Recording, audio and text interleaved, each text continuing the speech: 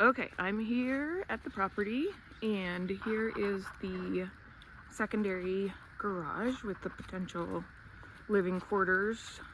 There's the kind of a parking space right here that could probably be leveled out for one option for an RV.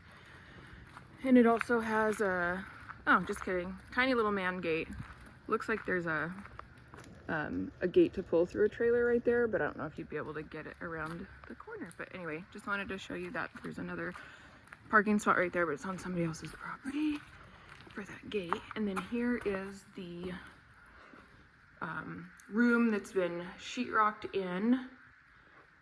Right now it has linoleum floors, and it's got lots of power in here.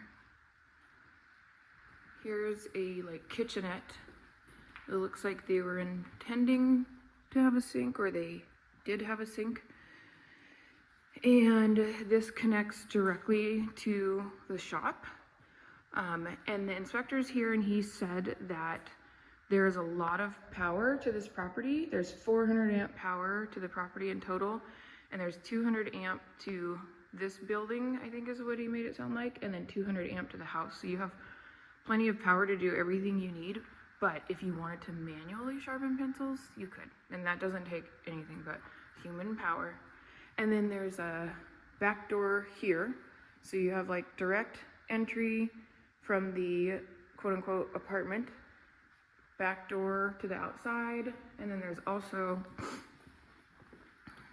another entry into here from, if you don't want to go through the apartment from the outside. This space is super big.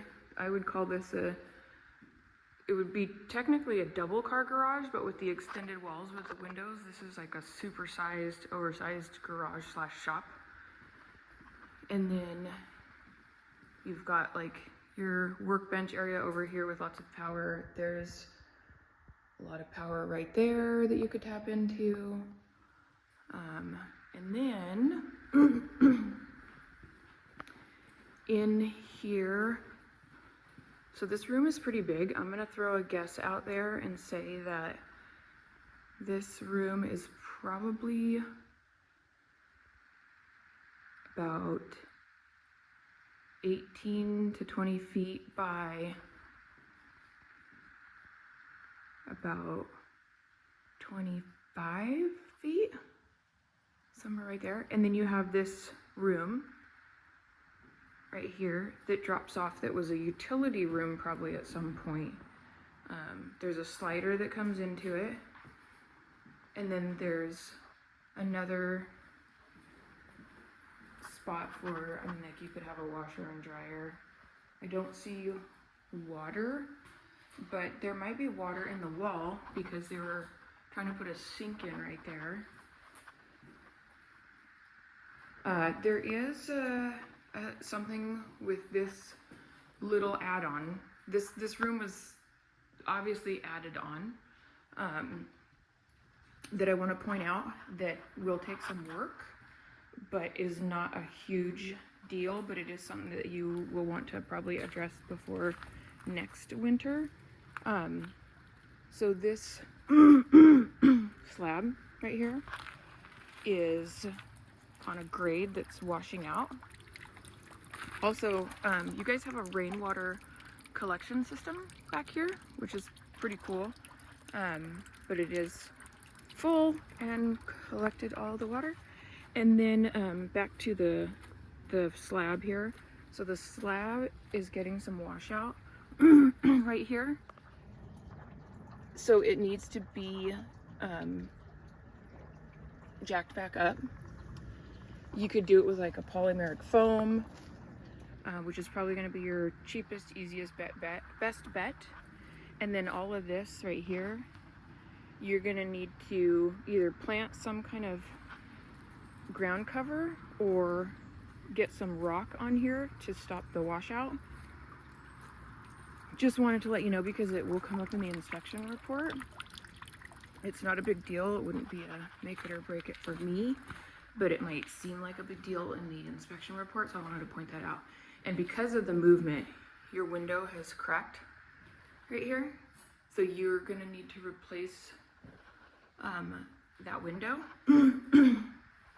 May not be a big deal if this just becomes like a laundry room, but depending on what you want to use it for, just know that that's going on.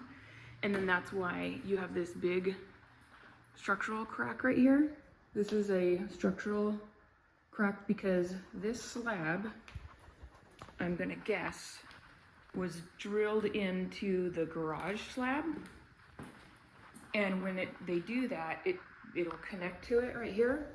And that pressure of this extended slab washing out will put some strain on the garage slab, and it will do stuff like that.